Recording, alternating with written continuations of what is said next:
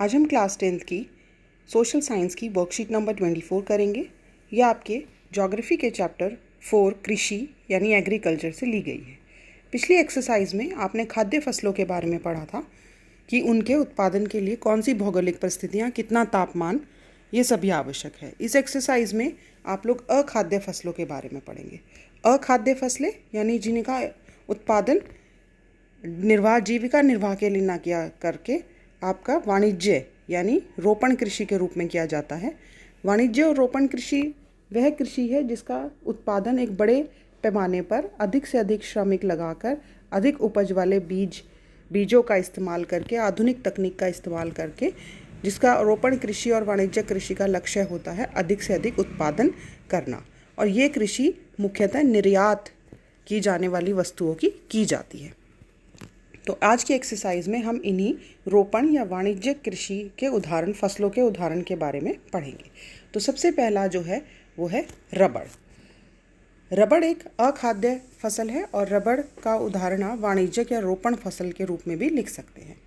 भूमध्य रेखीय क्षेत्र की फसल है। इसे 200 से अधिक सेंटीमीटर से अधिक वर्षा और 25 डिग्री सेल्सियस से अधिक तापमान, नम्र और आर्द्र जलवायु चाहिए, यानी जिसमें जलवायु में नमी हो। ये केरल, तमिलनाडु, कर्नाटक, अंडमान निकोबार और मेघालय की गारो पहाड़ियों में, इसको आप याद रखेंगे कि मेघालय की गारो पहाड़ियों में रबड़ की खेती की जाती है। ये सभी जो टेबल आपका एक्सरसाइज में बन के आ रहा है, इसको भी आप अपनी नोटबुक में नोट कर लें, क्योंकि ये बहुत ही अच्छे नोट्स हैं, आपको एग्जाम्स में काम आएंगे। और रबड़ के उत्पादन में भारत जो है 5वें स्थान पर है विश्व में। नेक्स्ट जो आपकी फसल आती है रोपण फसल या वाणिज्य फसल, वो है कपास।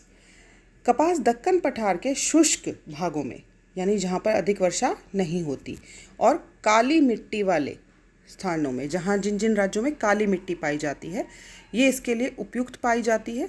उच्च तापमान, हल्की वर्षा, पाला रहित दिन और खिली धूप। पाला रहित दिन यानी सर्दी नहीं होनी चाहिए।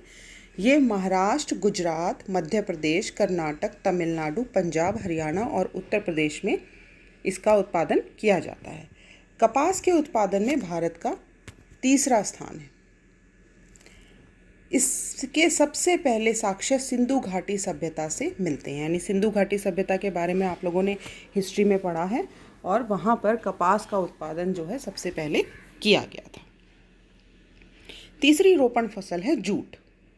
जूट की फसल बाढ़ के मैदानों में जल निकासी वाली उर्वरक मिट्टी में उगाई जाती है। इसे बढ़ने के लिए उच्च तापमान की आवश्यकता होती है, और जूट का सबसे अधिक उत्पादन पश्चिम बंगाल में किया जाता है। इसके अलावा बिहार, असम, उड़ीसा, ये सभी प्रमुख जूट उत्पादन राज्य हैं। जूट उत्पादन में भारत का विश्व में पहला स्थान है। जूट को सुनहरा रेशा भी कहा जाता है। कई बार क्वेश्चन आता है कि सुनहरा रेशा किसे कहते हैं, तो जूट जिसे पटसन भी कहते हैं, जूट को पटसन भी कहते हैं। जूट को सुनहरा रेशा क्यों कहते हैं? क्योंकि इसका रंग सुनहरा भूरा होता है, इस वजह से इसे जो है सुनहरा रेशा कहा जाता है। अब जूट का इस्तेमाल होता बहुत कम है। क्यों होता है? क्योंकि इसके उत्पादन में लागत बहुत अधिक आती है, और इसके जो सब्स्टिट्यूट हैं, इसके स्थान पर उपयुक्त किए जाने वाले रेशे जो हैं वो कृत्रिम रेशे कहलाते हैं, जो इंसान खुद बनाता है। प्राकृतिक रेशे होते हैं, कृत्रिम रेशे होते हैं, आपने साइंस में पढ़ा होगा। तो कृत्रिम रेशे होते हैं, उनकी कीमत जो है उत्पादन की बहुत कम होती है, और ऐसा ही कृत्रिम रेशा है नायलॉन। इसके कारण जूट की मांग जो है बाज़ार में कम है। जूट किन किन वस्तुओं के उत्पादन में जूट काम आता है? रस्सी, बोरे, दरियाँ, कालीन। तो अगर रस्सी, बोरे बनाने के लिए जूट महंगा पड़ता है, तो हम उसका एक नायलॉन का इस्तेमाल ज़्यादा होने लगा है। क्योंकि जूट महंगा पड़ता है, नायलॉन सस्ता पड़ता है, तो इसीलिए जूट की जो बाज़ार में मांग है वो कम हो गई है। प्रौद्योगिकी एवं संस्थागत सुधार। पहले भी मैंने आपको बताया है कि भारत एक कृषि प्रधान देश रहा है, परंतु आज़ादी के बाद अनेक ऐसे सुधार किए गए जिससे कि कृषि में किसानों का कुछ सुधार हो, क्योंकि वो स्थिति हमारा प्राथमिक क्षेत्र है और बहुत ही दयनीय है वहाँ पर। तो क्या क्या सुधार किए गए? सुधार की तत्काल आवश्यकता पहले क्यों पड़ी? ये देखेंगे कि सुधार की तत्काल आवश्यकता इसलिए पड़ी क्योंकि प्रौद्योगिकी एवं संस्थागत सुधारों के अभाव में लगातार भूमि संसाधन के प्रयोग से कृषि का विकास अवरुद्ध हो जाता है और इसकी गति मंद हो जाती है। भारत एक बड़ी जनसंख्या वाला देश है और बढ़ती हुई जनसंख्या इसके लिए एक मुख्य चुनौती है। तो उस जनसंख्या की सभी आवश्यकताओं की पूर्ति करने का दबाव आ जाता है कृषि पर, और कृषि पर दबाव बढ़ने से कृषि का विकास रुक जाता है अगर उसमें विभिन्न प्रकार के सुधार ना किए जाएं। तो प्रौद्योगिकी और संस्थागत सुधारों की आवश्यकता क्यों पड़ी? ताकि भूमि संसाधन के रूप में उस पर दबाव ना पड़े और कृषि का विकास ना रुके। इसलिए सरकार ने कई सुधार किए। उसमें से मुख्य सुधार, सबसे पहला हरित क्रांति और श्वेत क्रांति की शुरुआत की गई। हरित क्रांति खाद्यान्नों की फसलों से संबंधित है और श्वेत क्रांति दुग्ध उत्पादन, दूध के उत्पादन से संबंधित है। हरित क्रांति 1960 के दशक में शुरू की गई और हरित क्रांति का मुख्य उद्देश्य था खाद्यान्नों के उत्पादन में वृद्धि करना, ताकि बढ़ती हुई जनसंख्या की खाद्यान्नों की पूर्ति की जा सके। श्वेत क्रांति, हरित क्रांति में खाद्यान्नों के उत्पादन के लिए क्या किया गया? अच्छी किस्म के बीजों का प्रयोग किया गया, सिंचाई की सुविधाएं बढ़ाई गई और उर्वरकों का प्रयोग किया गया, अच्छे फर्टिलाइज़र्स का इस्तेमाल किया गया, खाद और उर्वरक का इस्तेमाल किया गया। और श्वेत क्रांति में जो है विभिन्न पशुओं की जो प्रजातियां हैं उनको बेहतर बनाने का प्रयास किया गया ताकि दुग्ध उत्पादन जो है अधिक से अधिक हो सके। दूसरा सुधार किया गया जोतों की चकबंदी। जोतों की चकबंदी मतलब भारत में जो खेत हैं वो छोटे छोटे आकार में बटे हुए हैं। यानी सबको ही पता है, एक परिवार है, अगर उसके 4 बेटे हैं तो वो किसान 4 भागों में अपने खेत को बांट देगा, जिससे खेतों का आकार क्या हो गया? छोटा हो गया। तो खेतों की चकबंदी, जोतों की चकबंदी की जाना, यानी उन सबको मिलाकर एक बड़ा खेत बना दें ताकि अधिक खाद्यान्न की उत्पादन किया जा सके। सहकारिता तथा जमींदारी आदि समाप्त करने को प्राथमिकता दी गई। दूसरा सुधार किया गया कि जमींदारी प्रथा को समाप्त किया जाएगा। जमींदारी प्रथा किसानों के शोषण का प्रमुख कारण रही है। जमींदारों से कर्ज लेकर किसान अगर एक बार फंस जाता है तो उसका निकलना मुश्किल हो जाता है, तो इसलिए जमींदारी प्रथा समाप्त की गई। तीसरा सुधार, व्यापक भूमि विकास कार्यक्रम शुरू किया गया। फसल बीमा का प्रावधान। फसल बीमा का प्रावधान क्यों किया गया? फसल का बीमा करने का प्रावधान इसलिए किया गया ताकि अगर प्राकृतिक मुसीबतों के कारण बाढ़, अकाल वर्षा नहीं हुई या अधिक वर्षा हो गई, या कभी फसल है पकी हुई और आग लग गई उसमें, इन सभी विपदाओं के कारण कभी अगर किसान का नुकसान हो जाए तो फसल बीमा यदि है तो वह इस नुकसान से बच सकता है। इसलिए फसल बीमा का प्रावधान किया गया किसानों को आगे बढ़ाने के लिए, किसानों की सहायता प्रदान करने के लिए। किसानों को कम ब्याज दर पर कर्ज प्राप्त करवाने के लिए ग्रामीण बैंक समितियों एवं बैंकों की स्थापना की गई। यानी ग्रामीण बैंकों की स्थापना की गई ताकि किसानों को कम ब्याज पर कर्ज मिल सके, नए बीज खरीदने के लिए, अच्छे उर्वरक खरीदने के लिए, कृषि के औजार खरीदने के लिए उसे ज़मींदारों के पास ना जाना पड़े। इसलिए ग्रामीण बैंकों की स्थापना की गई। भारत सरकार ने किसान क्रेडिट कार्ड, KCC जिसे कहते हैं, और व्यक्तिगत दुर्घटना बीमा कार्ड भी शुरू किए। किसान क्रेडिट कार्ड यानी उसको क्रेडिट में, एडवांस में उसको वो वहाँ से उस कार्ड से पैसे ले सकता है, उसे बैंक की मंजूरी नहीं लेनी पड़ती। बीज वगैरह खरीदने के लिए, अपनी फसल में के इस्तेमाल होने वाली वस्तुओं को खरीदने के लिए वो इसका प्रयोग कर सकता है। और व्यक्तिगत दुर्घटना बीमा कार्ड, अगर किसान की किसी भी दुर्घटना में मौत हो जाती है तो उसका भी बीमा का प्रावधान किया गया। किसानों को बिचौलियों के शोषण से बचाने के लिए सहायता मूल्य एवं कुछ महत्वपूर्ण फसलों के लाभदायक खरीद मूल्यों की सरकार घोषणा करती है। सहायता मूल्य या निम्न निर्धारित मूल्य, यानी सरकार फसल का एक निम्नतम या अधिकतम मूल्य जो है वो निर्धारित कर देती है कि ये इसका अधिकतम मूल्य है, ना तो इससे अधिक कोई वसूल कर सकता है, ना इससे नीचे कोई वसूल कर सकता है।